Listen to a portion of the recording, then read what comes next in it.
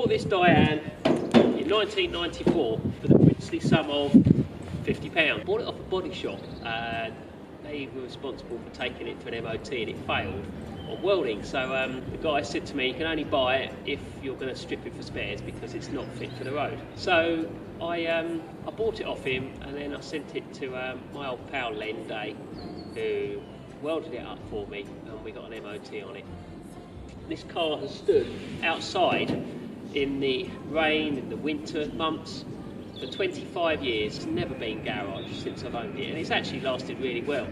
The engine is brilliant, as is the gearbox, but sadly the bodywork has now started to rust to a stage where I can't actually get an MOT on it. It's too dangerous. It's still on the original chassis, and the floors and the sills are really rusty now, and the back end is also rusty in a lot of places. It's been plated before and patched over the years, but now it's time to have it properly done. We've now got it up at Chevronic, where we're going to start its restoration, and this car will look just as good as Miami, which is the car next to it, and then it can start its next 25 years with a new chassis and looking a little bit more sparkly than what it does now.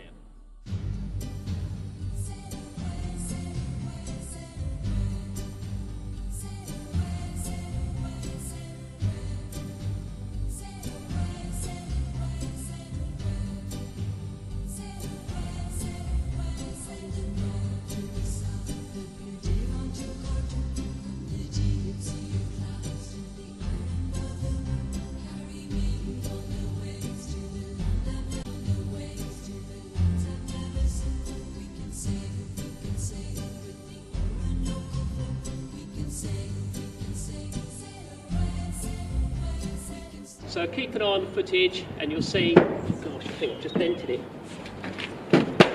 So keep an eye on the footage and you'll see some pictures of the restoration.